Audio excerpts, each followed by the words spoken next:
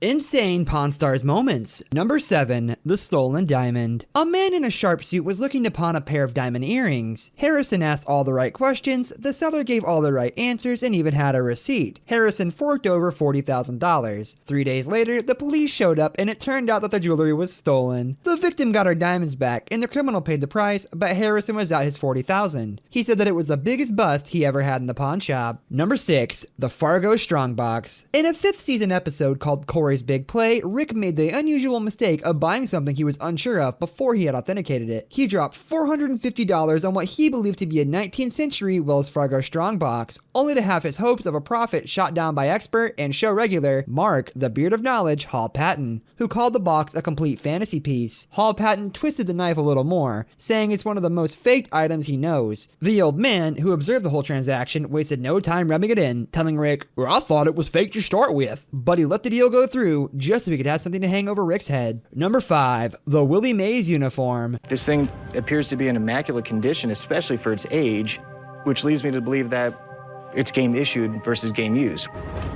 In a 2012 episode called Free Willy, Corey made the blunder of forking over $31,000 for what he believed was a game-worn Willie Mays San Francisco Giants uniform from 1961. But the red flags with this one were apparent from the jump. For starters, the uniform was pristine, a point not lost on Chumley, and observed, "This doesn't look game-worn." Willie Mays was a badass. He was sliding around in the dirt and the grass. I imagine there would be a bunch of stains on it. Good observation, chum. Also, the seller had no authentication paperwork whatsoever, which is never a good sign. But Big Hoss took a gamble, and boy was he all kinds of wrong. In an in-depth tracking of what happened to the uniform post Pawn Stars, the blog Hall of Shame discovered that not only did they fail to retail it at a ridiculous asking price of $80,000, but they ended up only getting $19,200 for it at an auction around 2 years later. And it gets worse. After reaching out to Dave Grob, the senior uniform authenticator at Mears, Hall of Shame reported that the uniform was never worn in a game by Mays, because it never even belonged to Mays. It was a Spalding salesman sample with minimal value,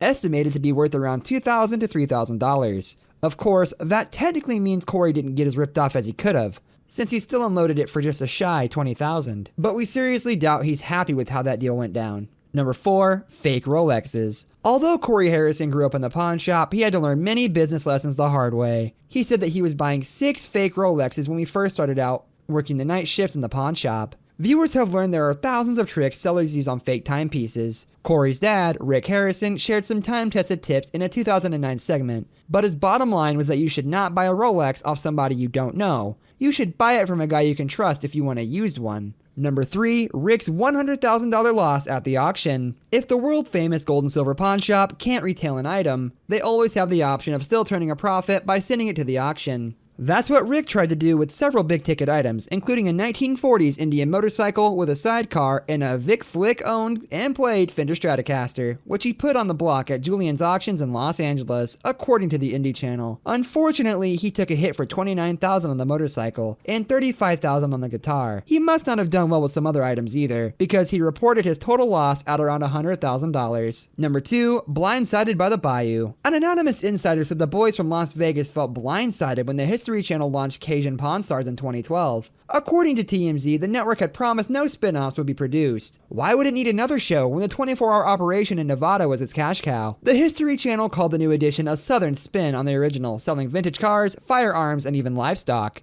Neither the network nor the Harrisons commented publicly on the tension, but former Pawn Stars manager Wayne Jeffries said he was the mole that talked to TMZ, and he said he got fired for it. Cajun Pawn Stars lasted only a year, while the original is still kicking with new episodes in 2016. If you like our content so far, please consider liking the video, commenting below, subscribing to our YouTube channel, and turning the notification bell on to not miss any of our uploads in the future. So next, we are getting to the number 1 Robo ripoff. This is a case of the shop almost getting ripped off by one of its own. Austin Chumley Russell really wanted to buy Robosaurus, a 31-ton fire-breathing transforming Tyrannosaurus Rex that feeds on cars, trucks, and small planes. It sounds scary, but the robot was made in the 80s, which now renders it adorable. Harrison didn't bite, calling Robosaurus the biggest, most impractical thing he had ever seen. The last time Robo changed hands was in 2008 when it sold for $575,000 at a classic car auction in Arizona. The seller's $25,000 estimate may also have been a stretch. According to Robosaurus.com, though the dino performed at the Miramar Air Show in San Diego in 2015, its earning potential was temporarily sidelined by a shoulder injury.